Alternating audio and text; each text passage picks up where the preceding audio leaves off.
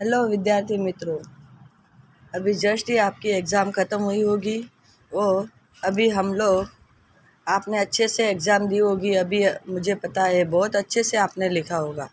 तो अभी हम लोग पहले ही ऑनलाइन पढ़ाई करते थे, लेकिन अभी स्कूल चालू होने से हम लोग ऑफ़लाइन एग्ज़ाम की ओर आए थे। लेकिन अभी कुछ कारणवश और हमें ऑनलाइन पढ़ाई का निर्णय लेना पड़ा। तो आप हमें जॉइंट होंगे और हमारे साथ में मिलके ऑनलाइन पढ़ाई का मज़ा लेंगे, यही मैं आपसे आशा रखती हूँ। और आपका जो क्लास 8 का अध्याय जो 12वां है घर्षण पाठ, वो मैं अभी आपको सिखाने जा रही हूँ।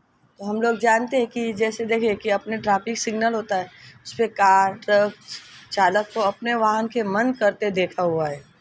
ये क्यों होता है? या जब भी आवश्यकता होती है तो हम ब्रेक लगाकर साइकिल को बंद कर लेते हैं। तो आपने कभी सोचा कि ये ब्रेक लगाने पर वाहन बंद क्यों हो जाता है? तो केवल वाहन ही नहीं, जो कोई भी वस्तु किसी अन्य वस्तु के पृष्ठ पर गति कर रही होती है, तो उस स्थिति में जो भी मंद हो जाती है, जब उस पर कोई बाहरी बल का लगाया जाता है,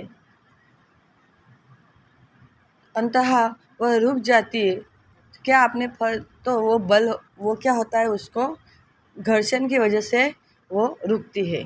आपने फर्श पर लटकती हुई गेंद देखी होगी, कुछ समय के पश्चात वो भी धीरे हो जाती है। अभी केले के छिलके के अगर हमारा पैर फिसल जाता है तो किसी चिकनी या गीली फर्श पर चलने से क्यों कठिन होती है? तो इसका कारण यही है। तो अभी देखो कि यहाँ पे एक पिक्चर में दिखाया जा रहा है कि कोई लड़का जो है तो वो केले के छिलके पे कदम रखता है और गिर पड़ता है। अभी इस अध्याय में हम इसी सारे जो अपने प्रश्न हैं, तो उसका उत्तर हम लोग ढूंढने वाले हैं।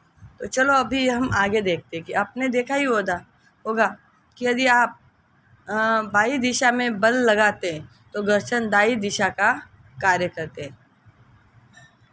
यदि आप दाई दिशा में बल लगाएंगे तो घर्षण बाई दिशा का कार्य करता है।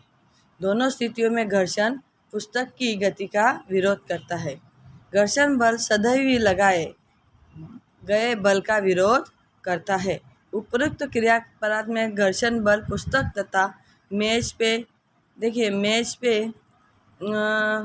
पृष्ठों के बीच का कार्य करता है। और क्या सभी पुस्तक पर समान घर्षण बल लग रहा है? क्या यह पृष्ठों के चिकनेपन पर निर्भर करता है? तो देखो कि यहाँ पे एक क्रिया पर घर्षण बल का दिया हुआ है। तो यहाँ पे एक मेज पे एक पुस्तक रखी हुई है, जिसे धीरे से धकेलेंगे और देखेंगे कि कुछ ही दूरी चलकर वो क्या हो जाएगी, रुक गई है और इसको बल लगाया दोहराया गया है और इस बार पुस्तक रुक जाती है। और आपको ये स्पष्टीकरण करके सोच भी सकते हैं कि क्या हम यह कह सकते हैं कि पुस्तक की गति का विरोध करने के लिए उसे कोई बल लगाना चाहिए।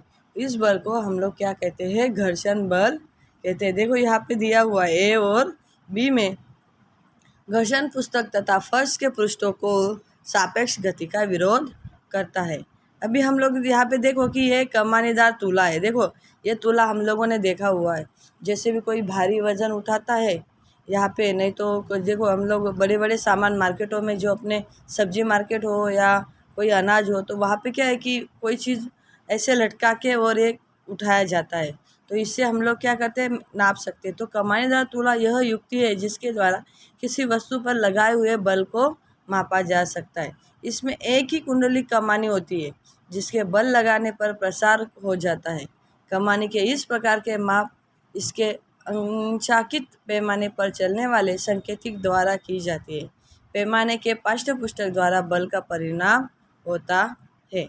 चलो अभी अभी अभी हम आगे चलते हैं कि घर्षण जो होते हैं तो उसको प्रभावित करने वाले कारक कौन से होते हैं, क्योंकि घर्षण तो अपने आप होता ही नहीं, उसके ऊपर कोई ना कोई चीज़ का प्रभाव होता होगा ना, तो यहाँ पे हमें दिखा सकते हैं। देखो अभी यहाँ पे एक क्रियाकलाप दिया है कि किसी ईंट के चारों ओर एक डोरी बांधी है। ईंट को कमानीदार तुला द्वारा खींचिए। जैसे खींचा है तो आपको कुछ बल लगाना पड़ता है, जैसे कि ईंट गति करना आरंभ करे। कमानीदार तुला को पाठ्यांक लीजिए, इसमें आपको एक घर्षण बल का माप प्राप्त हो जाता है, तो जो ईंट और फर्श के पृष्ठों के बीच लगता है। अब ईंट के पॉलीथीन का टुकड़ा लपेटिए और क्रियाकलाप को दोहराइए।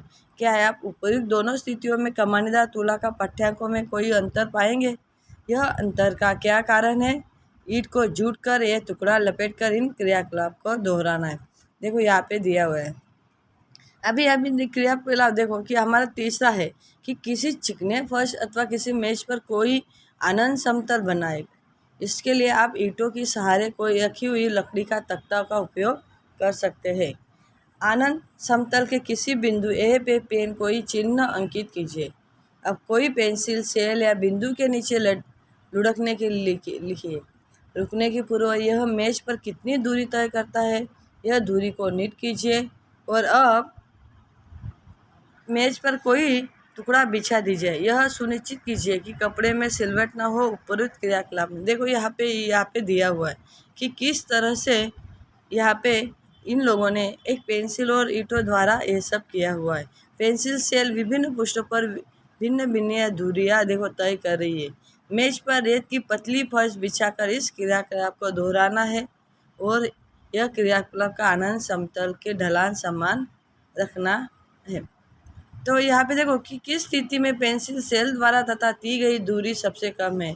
सेल द्वारा हम बार तय की गई दूरियों भिन्न भिन्न क्यों होती है, इसका कारण जानने का प्रयास कीजिए और अपने परिणाम की चर्चा कीजिए। अभी यहाँ पे देखो कि क्या सेल द्वारा चली गई किसी पृष्ठ पर वह चलता है, उसकी प्रकृति पर निर्भर करती है। क्या पेंसिल सेल से पृष्ठ का चिकनापन भी चलने में दूरी की प्रभावित करती है। इस तरह से देखिए कि हम अलग अलग क्रियाएं करके हम लोग किस तरह से दो वस्तु के बीच को घर्षण करने से वस्तु की गति में कैसे फ़र्क होता है, यहाँ पे हमें दिखाया जाता है। तो यहाँ पे ऐसे कि घर्षण संपर्क में आने वाले दो पृष्ठों की अनियमितताओं के कारण होती है। दोनों की क्या होती है? अनियमितता होती है।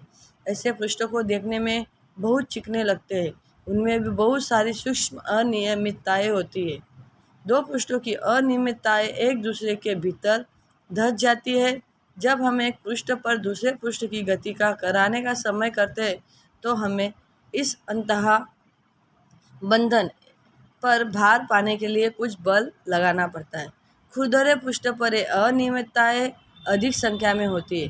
यदि पृष्ठ रुक्ष हो तो घर्षण बल अधिक होता है। देखो यहाँ पे पृष्ठीय अनियमितताएं दिखाए। देखो कि पुस्तक का पेज और मेज का पृष्ठ, इनका घर्षण के बारे में यहाँ पे दर्शाया गया है। तो चलो अभी हम लोग आगे चलते हैं कि हमने यह सीखा ही है कि दो पृष्ठों के बीच अनियमितताएं के अंतबंधन के कारण घर्षण होता है। स्पष्ट यह है कि यदि पृष्ठों के बलपूर्वक दबाए तो घर्षण की वृद्धि हो जाती है। इसका अनुभव आप किसी चटाई को उस समय खींचकर कर सकते जब उस पर कोई व्यक्ति नहीं बैठा है तथा जब कोई व्यक्ति बैठा हो। तो आपने पता ही होगा कि हम घर के अंदर वही कर सकते कि जब आपने चटाई बिछाई तो वहाँ पे हम देख सकते हैं कि जब व्यक्ति